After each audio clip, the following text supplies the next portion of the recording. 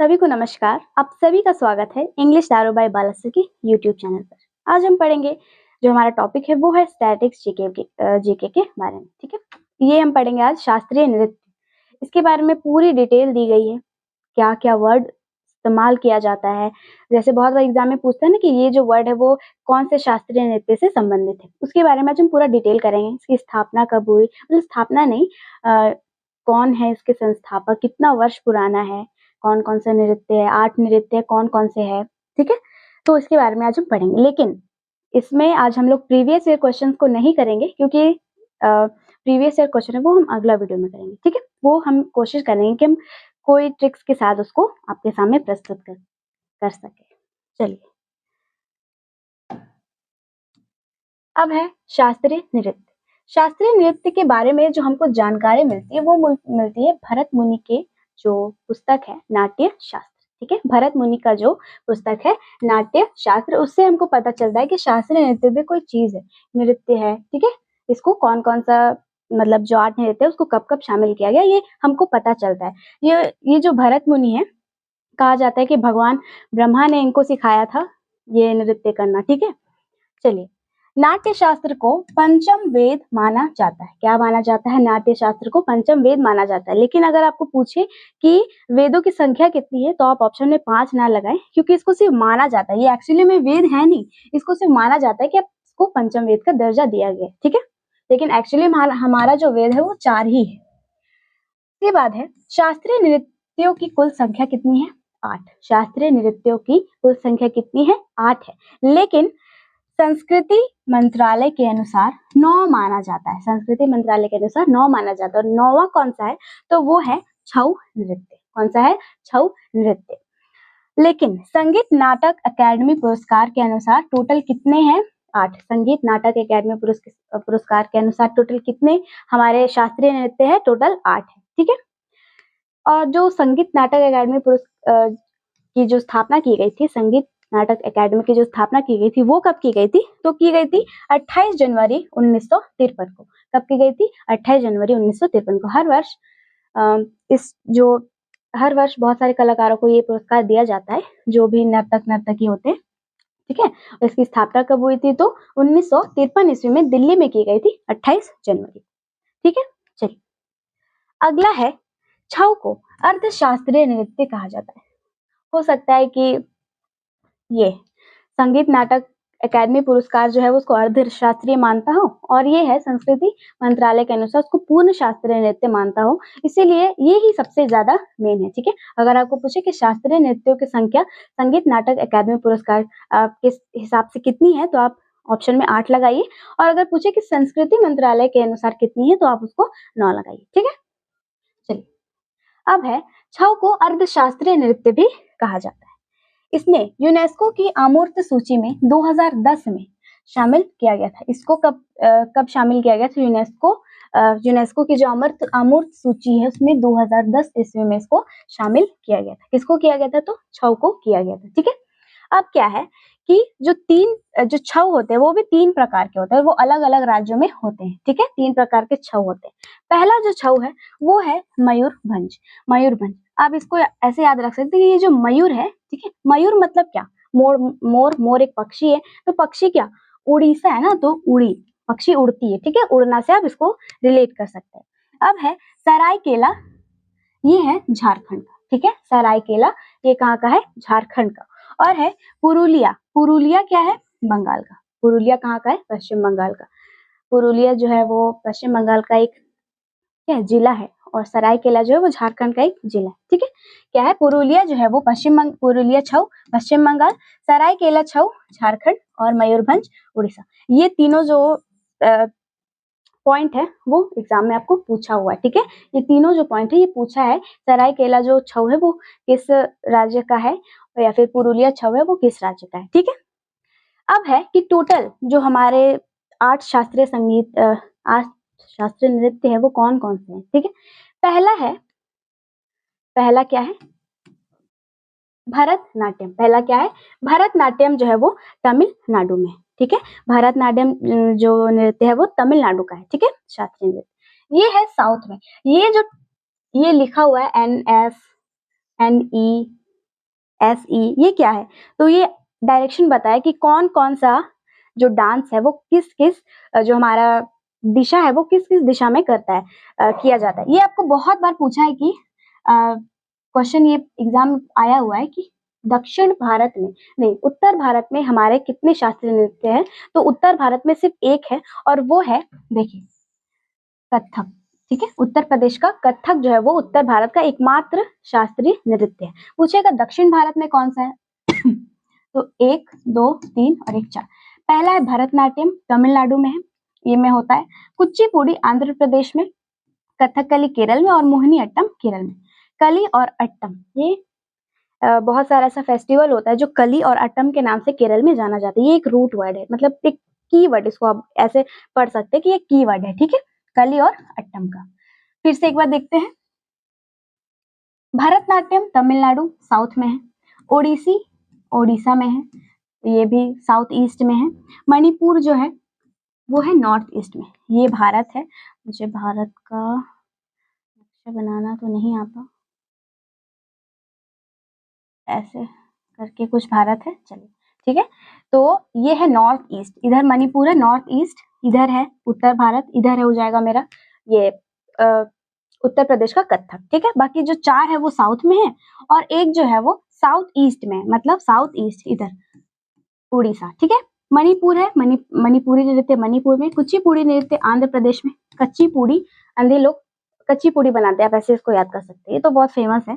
कथक उत्तर प्रदेश, कथकली केरल, मोहिनीअट्टम केरल और सतरिया Assam, north east सतरिया असम। ठीक है, चलिए आगे है, हम पढ़ते हैं भरतनाट्यम के बारे में। क्या पढ़ते हैं? भरतनाट्यम के बारे में हम पढ़ते हैं। भरतनाट्यम की उत्पत्ति प्राचीन मंदिरों में हुई थी, जहां इसे देवदासी नामक महिलाएं नृत्य करती थी। इसके बारे में मैं कुछ बताती हूँ कि पहले जो भरतनाट्यम नृत्य है वो देवदासियों के लिए किया जाता है। बहुत सारे ऐसे प्राचीन भारत में ऐसी बहुत सारी घटनाएं हैं जहाँ पे क्या किया जाता था कि बेटियों को मंदिरों को समर्पित कर दिया जाता था। ऐसा कहा जाता था कि जो हमारी जो घर की बेटियां हैं वो है भगवान की दासी बनके अपना जीवन क्या करेगी, अर्पित कर देगी मंदिरों में। और उनके साथ जैसे पहले क्या है, वो उनके साथ क्या किया जाता था क्या नहीं किया जाता, बहुत तरह की प्रताड़नाएं की जाती थी। और हर शाम जैसे दशहरा दशहरा में 10 दिनों का नवरात्रि होता है ना, तो 9 दिन उन लोगों को क्या किया जाता था, बाहर किया जाता था और वो हर दिन अलग अलग तरह की नृत्य करती थी। ठीक है, ये देवदासी, ये इसको भरतनाट्यम को देवदासी नृत्य भी कहा जाता है। आपको पूछे ओडिसी नृत्य में भी, ओडिसी जो नृत्य है उसको भी देवदासी के नाम से भी जाना जाता है, क्योंकि ये जो नृत्य है वो प्राचीन काल में कौन करती थी, देवदासियां, भगवान को जो अर्पित लड़कियां होती थी। लेकिन क्या हुआ कि जब आधुनिक भारत हुआ तो जब अंग्रेजों को पता चला कि ऐसा भी कोई सिस्टम है क्या, क्योंकि उस टाइम प्राचीन काल में तो चलिए कुछ उन लोगों के साथ होता था नहीं होता था वो बात की बात है, लेकिन जब आधुनिक भारत हुआ तो क्या होता था कि जो देवदासियां उन लोगों के साथ बहुत तरह की घटनाएं होती थी। ठीक है, उन लोगों को बहुत तरह का क्या शारीरिक तरह से उत्पीड़न होता था इन लोगों पर। ठीक है, तो जो अंग्रेज लोग थे क्या किए थे कि ऐसा प्रतिबंध लगा दिया गया था उन लोगों, मतलब ये देवदासी नृत्य पर, कि अब से कोई भी भरतनाट्यम का नृत्य नहीं होगा भारत में। ठीक है, क्योंकि उन लोगों को समझ में आता था क्या सही है क्या गलत है। चलिए, यह नृत्य नाट्य शास्त्र और अभिनय दर्पण, ये 2 प्राचीन ग्रंथ हैं जहाँ पे इसका वर्णन किया गया है। ठीक है, इस भरतनाट्यम का वर्णन किया गया है 2 ग्रंथ में। कौन कौन सा है? नाट्य शास्त्र और अभिनय दर्पण। नृत्य संगीत और नाट्य कला पर विस्तृत जानकारी प्रदान की गई है। ये जो है नृत्य संगीत और नाट्य कला पर विस्तृत जानकारी हमको कहाँ मिलती है?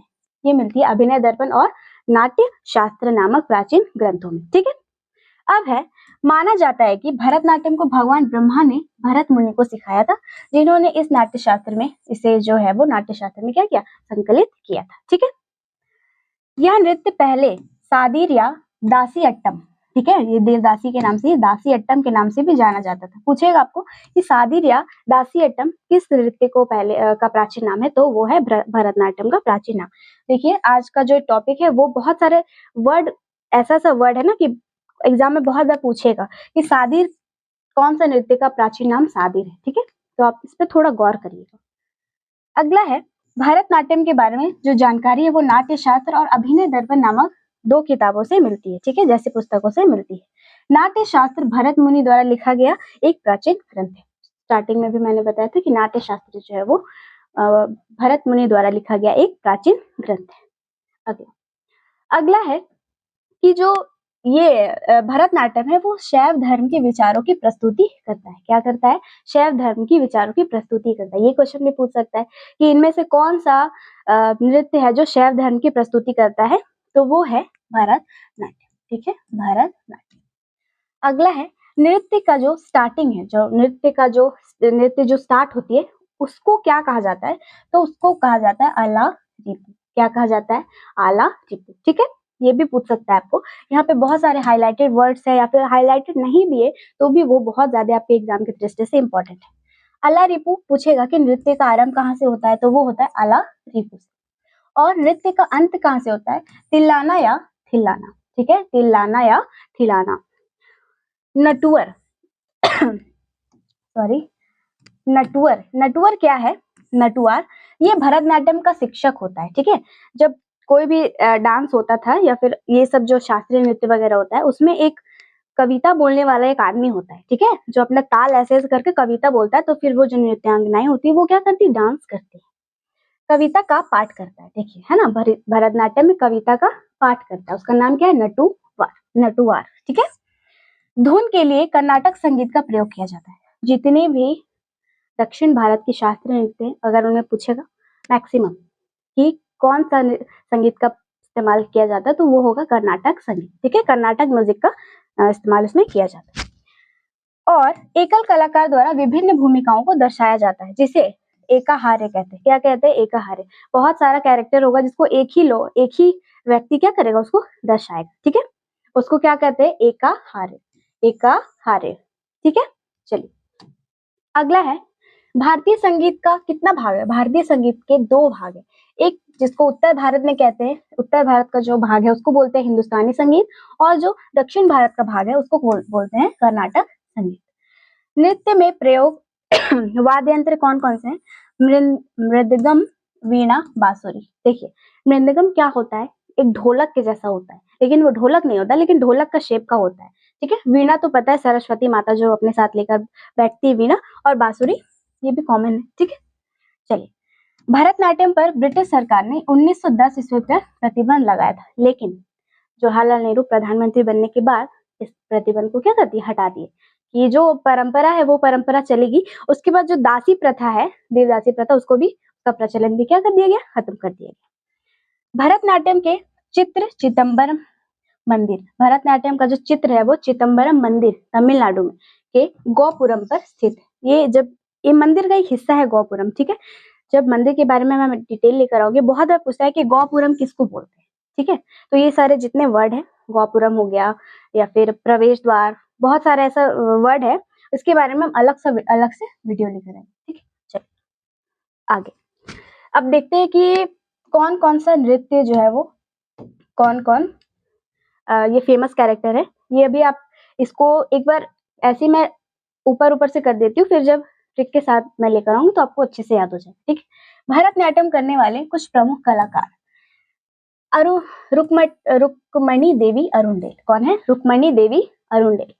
बाला सरस्वती यामिनी कृष्ण मूर्ति, ठीक है। मृणालिनी साराबाई, सोनल मानसिंह, वैजंती माला, पद्मा सुब्रमण्यम, गीता चंद्रन और मल्लिका साराबाई, ठीक है। ये इसमें बहुत सारी फीमेल है।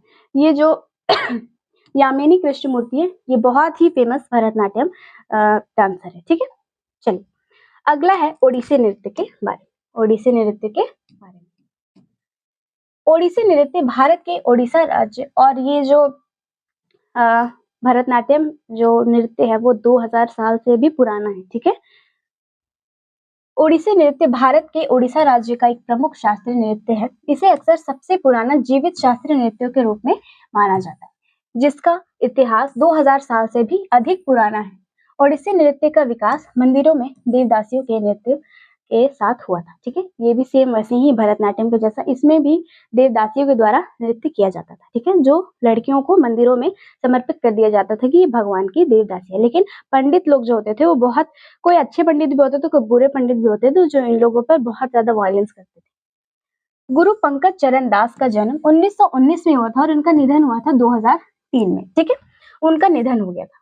ओडिसी नृत्य के जनक के रूप में इनको जाना जाता है। किनको जाना जाता है? तो गुरु पंकज चरण दास को ओडिसी नृत्य के रूप में के जनक के रूप में जाना जाता है। ठीक है, उन्होंने इस नृत्य शैली को पुनर्जीवित करने और इसे मंदिरों से, जैसे कि मंदिर में पहले डांस किया जाता था, तो मंदिर से लेके इसको मंच तक पहुंचाने में बहुत बड़ा योगदान निभाए। ठीक है, महत्वपूर्ण योगदान निभाए, जिसे यह आम जनता के लिए अधिक सुलभ हो गया।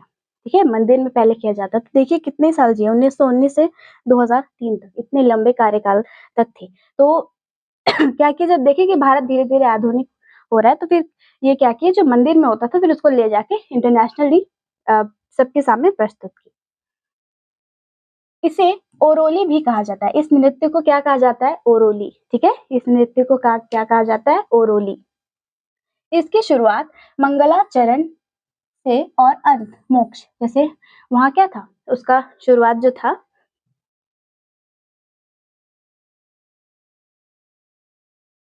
अलारिपू, भरतनाट्यम का अलारिपू, और जो अंत है वो तिलाना या थिलाना। ठीक है, और इसका जो स्टार्ट है वो है मंगलाचरण और मोक्ष। ठीक है, मंगलाचरण और मोक्ष।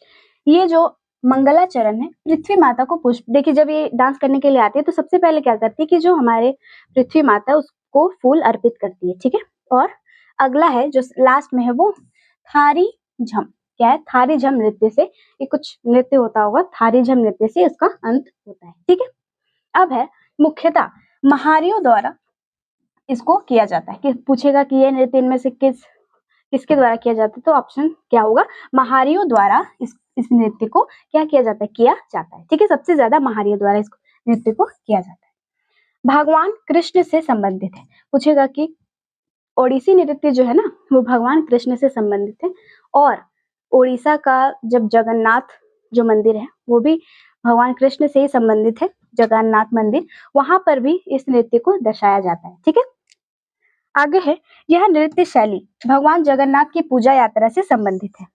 यह त्रिभंग मुद्रा में किया जाता है। ये क्वेश्चन भी बहुत बार पूछा हुआ है। यहाँ पे जितने भी वर्ड्स लिखे हुए हैं, त्रिभंग हो गया या फिर ये और ओरीली हो गया, ये सारे वर्ड्स जो है ना वो पूछे हुए हैं। ठीक है, आप इस सारे वर्ड्स पर गौर करिएगा।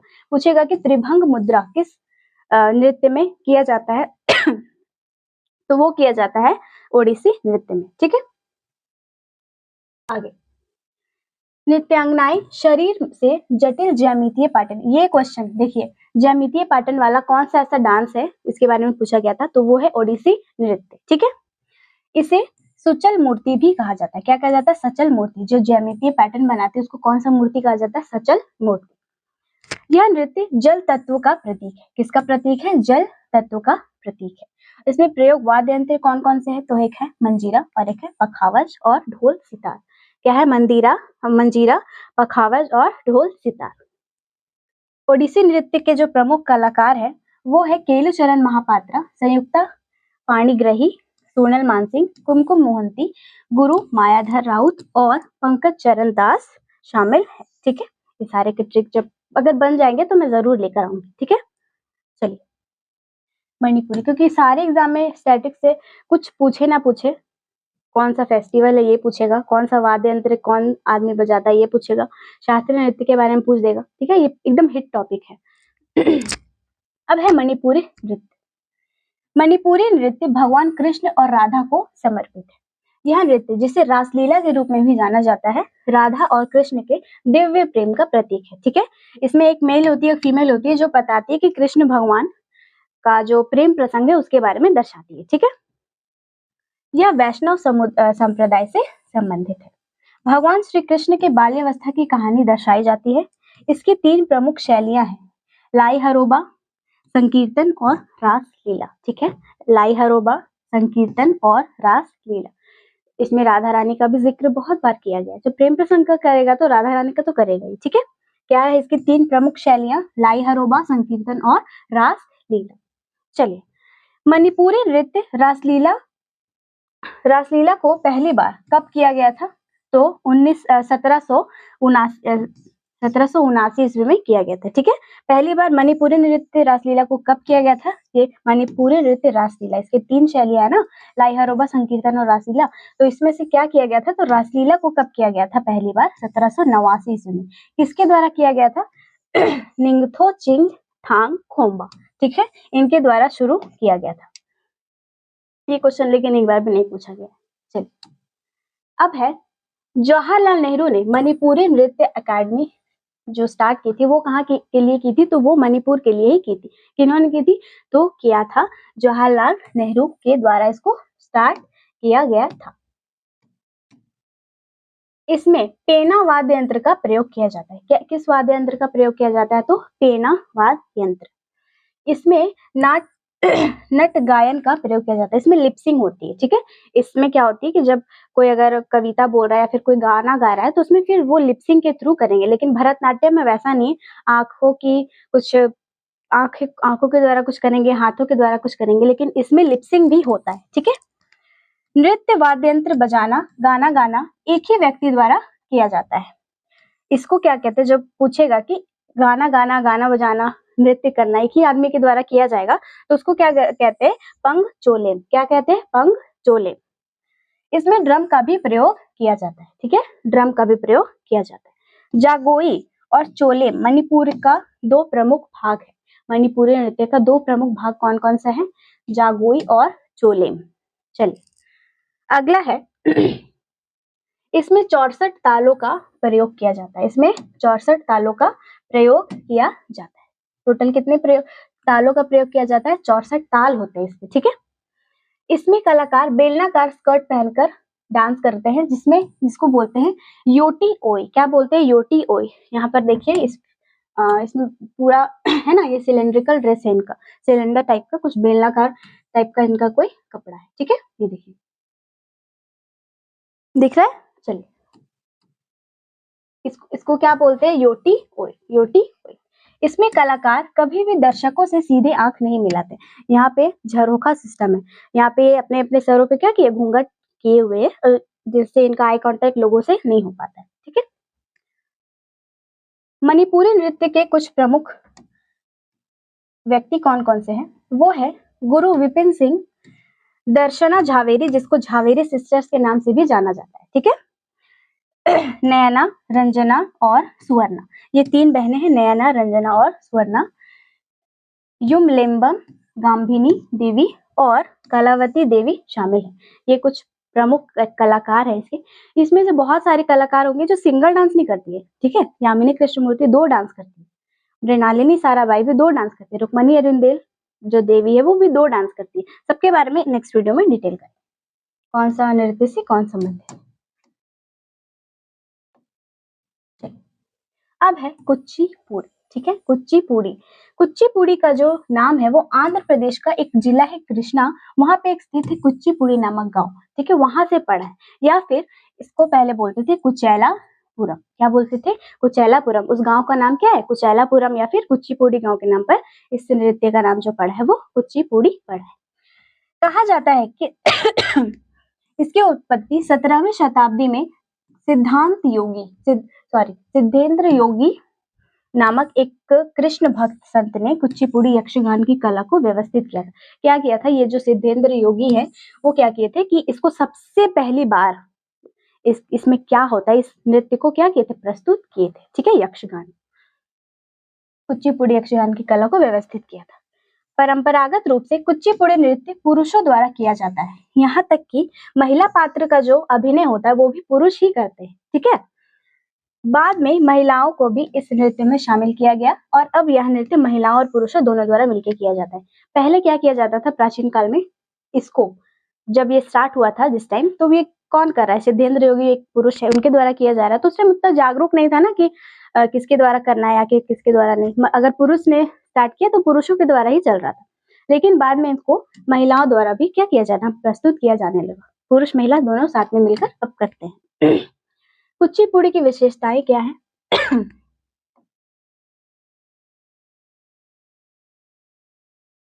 कुचिपुड़ी में नृत्य, गायन और अभिनय का मिश्रण होता है। इसमें हस्त मुद्राएं, चेहरे के भाव और शरीर की गतिविधियां कहानी भावनाओं को व्यक्त करने में महत्वपूर्ण भूमिका निभाती। कुचिपुड़ी किस तरह से इसके जो नर्तक होते हैं, ये देखिए, ये इनके हाथों का है भाव, ठीक है, इनके आंखों का, सब कुछ इसमें, आंख का, हाथ का, मुंह का, सब कुछ का भाव क्या होता है, दिखता है, ठीक है। कुचिपुड़ी नृत्य लास्य यानी कि नरम नरम स्त्री और तांडव कठोर पुरुष दोनों तत्वों का क्या होता है, इसमें उपयोग किया जाता है। लास्य जिसको क्या बोलते हैं, नरम स्त्री, और तांडव कठोर पुरुषों द्वारा किया जाता है, ठीक है, दोनों तत्वों का उपयोग किया जाता है। इस नृत्य में तारंगम नामक एक विशेष प्रदर्शन होता है, जिसमें नर्तक क्या करते हैं कि एक थाली के किनारे पैर रखकर, जैसे एक थाली है उसके किनारे पे दोनों पैरों को ऐसे रखकर और सिर पर एक पानी का बर्तन रखकर क्या करते हैं, नृत्य करते हैं, ठीक है, जिसको क्या बोलते हैं, तारंगम। पूछेगा कि तारंगम जो शब्द है वो किस नृत्य से संबंधित है, तो वो है कुचिपुड़ी नृत्य से संबंधित है, ठीक है। अब है कुचिपुड़ी नृत्य के कुछ प्रसिद्ध नर्तक, ये हैं वेदांतम लक्ष्मी नारायण, चिंता कृष्णमूर्ति, तादेपल्ली पेराया, डॉक्टर वेम्पति चिन्ना सत्यम ये भी बहुत फेमस डांसर है, इनके बारे में भी पूछा गया है। लक्ष्मी नारायण, राजा रेड्डी, पूछेगा ना कि रेड्डी रेड्डी जितना भी कोड वर्ड आया, बहुत सारा हिस्ट्री का ऐसा, मतलब करंट अफेयर्स का भी ऐसा बहुत सारे लोग हैं जिसमें अगर रेड्डी आ गया, जीएस का जितना भी लोग में रेड्डी आएगा, आप समझ जाइएगा कि वो जो है वो आंध्र प्रदेश से ही संबंधित है। यहाँ पे 4 रेड्डी है, राजा रेड्डी, राधा रेड्डी, यामिनी रेड्डी और कौशल रेड्डी, जितने भी रेड्डी आएंगे समझ जाइएगा कि वो कुचिपुड़ी नृत्य से संबंधित है, ठीक है। चलिए अगला है कुचिपुड़ी नृत्य में, अलग अलग पेज, कुचिपुड़ी नृत्य में संगीत का प्रयोग किया जाता है, ठीक है, कर्नाटक संगीत का प्रयोग किया जाता है। वीडियो के स्टार्टिंग में मैंने बताया था कि जितने भी साउथ में जो डांस है उसमें मैक्सिमम कर्नाटक संगीत का ही प्रयोग किया जाता है, ठीक है। कुचिपुड़ी नृत्य में प्रमुख शब्द मंडूक शब्द, तारंगम, जल चित्र, नितरायम और तांडव शामिल है। ये 5 शब्द है, मंडूक शब्दम, तरंगम, जल चित्र और नितरायम और तांडव शामिल है, ठीक है। ये 5 शब्द क्या है, इसमें शामिल है कुचिपुड़ी नृत्य में। और इसमें क्या होता है कि नर्तकों को क्या कहा जाता है, भगवतालु, ठीक है, भगवतालु कहा जाता है। इसमें जो नर्तक होते हैं उसको क्या कहा जाता है, भगवतालु के नाम से भी जाना जाता है। जल चित्र नृत्यम, इसमें कलाकार क्या होता है कि अपने पैरों के अंगूठों, पैर का जो अंगूठा होता है उससे सतह पर क्या करते हैं, कुछ चित्र का निर्माण करते हैं, ठीक है, कुछ चित्र बनाते हैं, उसको क्या कहा जाता है कि जल चित्र नृत्यम। जल चित्र नृत्यम पूछेगा तो क्या किससे संबंधित है, तो कुचिपुड़ी से। उसमें क्या किया जाता है, तो जो नर्तक होते हैं वो अपने पैरों के अंगूठों से चित्र बनाते हैं। पुरुष कलाकारों की पोशाक जो है वो ये बगलबंदी, देखिए ये है पुरुष, जो पुरुष कुचिपुड़ी नर्तक होते हैं उसका जो पोशाक है वो कुछ इस प्रकार का होता है, और महिलाओं का इस प्रकार का। पुरुषों को प्रकार जो होता है पोशाक उसको बोलते हैं बगलबंदी, ठीक है, क्या कहते हैं, बगलबंदी। चलिए अब है कथक नृत्य। क्या है, कथक नृत्य। कथक है ये जो उत्तर भारत का, ये एकमात्र है जो पूछा हुआ क्वेश्चन है कि उत्तर भारत का कौन सा शास्त्रीय नृत्य शामिल है, तो वो है कथक, ठीक है। कथक नृत्य का एक और नाम क्या है, नटवरी क्या है, इसका एक और नाम जो है वो नटवरी नृत्य है। प्राचीन काल में कथक को कुशीलव के नाम से जाना जाता था। लव कुश आप याद रख लीजिए, कुशीलव, लव कुश, ठीक है। इसका एक नाम क्या है, नटवरी नृत्य, और इसको प्राचीन कथक को क्या कहा जाता था, तो कुशीलव के नाम से भी इसको जाना जाता था। कथक अपनी तेज लयबद्ध पैरों की हरकत, जब वहां की जो नृत्यांगनाएं होती हैं वो क्या करती है, दोनों पैरों में उनके घुंघरू, जैसे चंद्रमुखी आप देखे होंगे अगर भूल भुलैया, तो उसमें जो डांस करती है वो बहुत मोटा सा एक घुंघरू का एक पट्टा होता है, ठीक है, जिससे वो क्या करती है, बहुत जल्दी जल्दी अपने पैरों को वो थिरकाती है। तो लयबद्ध पैरों की हरकत, सुंदर हस्त मुद्राओं, हाथों के इशारों और चेहरे के भाव के लिए जाना जाता है कथक। और देखिए नर्तक क्या पहनते हैं, घुंघरू पहनते हैं, जो उनके पैरों की तालों को और भी प्रभावशाली बनाते हैं। इसमें कथक का जो सारा खेला होता है वो घुंघरू से ही होता है, ठीक है, और उसका हाथों की मुद्राओं से।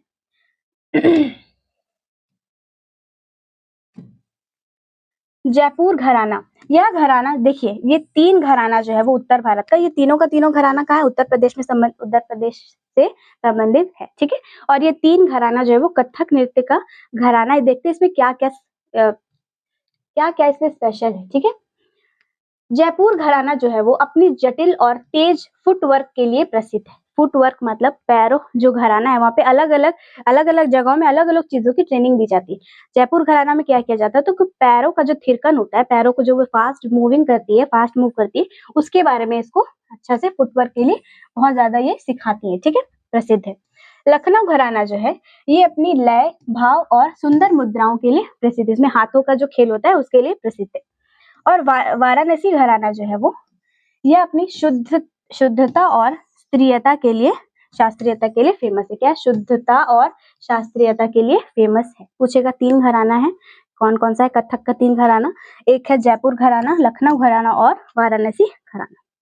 चलिए, कथक नृत्य के कुछ प्रमुख नर्तक कौन कौन से हैं? पंडित बिरजू महाराज, सितारा देवी, शोभना नारायण, रोशन कुमारी, माया राव, कुमुदनी लाखिया और लिच्छू महाराज, ठीक है। ये देखिए कथक है, इनके पैरों में घुंघरू लगी हुई है, ये हाथ से, इनका जो पोशाक होता है वो फ्रॉक सूट टाइप का होता है, ठीक है, फ्रॉक रहता है, सूट रहता है। जैसे जब मुगल काल में जब ये करवाया जाता था, मुगल काल में ना, ये उत्तर भारत में जब शासन कर रहे थे मुगलिया या फिर दिल्ली सल्तनत के लोग, तो उत्तर भारत में अगर शासन कर रहे थे, दिल्ली उत्तर प्रदेश के बीच में उन लोगों का राजधानी रहता था, तो उनके दरबार में यही कथक नृत्य का प्रदर्शन किया जाता था, ठीक है। अब है कथकली नृत्य। क्या है? कथकली नृत्य के बारे में हम जानेंगे। कथकली नृत्य की उत्पत्ति केरल राज्य में हुई है। यह नृत्य नाट्य शैली 17वीं शताब्दी में विकसित हुई और भारतीय महाकाव्यों, विशेषकर रामायण और महाभारत की कहानियों को दर्शाती है। छऊ जो नृत्य है, बहुत सारा ऐसा नृत्य है जो रामायण और महाभारत की कहानी या फिर कृष्ण के रास लीला, राम की रास लीला, इन जो भगवान के स्टोरी पर बेस्ड होती है, ठीक है। तो ये जो कथकली वो किस पे बेस्ड है? तो भारतीय महाकाव्य कौन कौन, विशेषकर रामायण और महाभारत की कहानियों पर ये बेस्ड होती है, ठीक है। कथकली में संगीत, अभिनय और नृत्य का मिश्रण होता है। संगीत भी होता है, अभिनय जो वो डांस करते हैं वो, और नृत्य का भी मिश्रण होता है, ठीक है। इसमें चेहरे के भाव, हस्त मुद्राओं और वेशभूषा का उपयोग करके कहानियों को व्यक्त करता है। ये देखिए हस्त मुद्रा, इसमें एक इमेज होगा, ये हस्त मुद्रा, ये हाथों का भी बहुत ज्यादा उपयोग करते हैं, ठीक है। इनका आंख, इनका फेस का भी जो अलग अलग रंग है ना, उसके बारे में भी कुछ अलग अलग शब्द होता है और उसका भी अलग अलग कुछ मतलब होता है, ठीक है। चलिए, पुरुषों द्वारा ये किया जाता है, इसको महिलाओं द्वारा नहीं किया जाता है, ठीक है। ये जो कथकली नृत्य है वो किसके द्वारा किया जाता है? तो वो किया जाता है पुरुषों के द्वारा। रामायण महाभारत इसके क्या है? आधार है। इसके ये जो किया जाता है वो कौन कौन से कहानियों पर किया जाता है, किस महाकाव्य पर? तो हिंदू महाकाव्य रामायण और महाभारत इसके आधार है। इन्हीं का कहानी जो है वो हर बार ये दर्शाते हैं, ठीक है, अलग अलग। इसके नायक को क्या कहा जाता है? तो पाचा। कथकली नृत्य में जो नायक होते हैं, जो हीरो होते हैं, उसको क्या कहा जाता है? पाचा। और जो खलनायक होते हैं उसको बोलते हैं कथी। क्या कहते हैं? कथी, ठीक है। इसमें चेहरे का हाव भाव का प्रदर्शन किया जाता है। नाट्य शास्त्र, थिएटर, जिसको थिएटर, जो जब वहां पे बैठते हैं लोग, जो देखने वाले लोग होते हैं, उसको क्या कहा जाता है? तो कहा जाता है कुट्टम पालम। क्या कहा जाता है? कुट्टम पालम कहा जाता है। वहां का जो थिएटर है उसको बोलते हैं कुट्टम पालम। अगला है, इसकी शुरुआत केलुकोट्टू नामक ढोल बजाने से होती है। केरल के सोपाना संगीत का प्रयोग होता है। इसमें क्या कहा जाता है, क्या किया जाता है?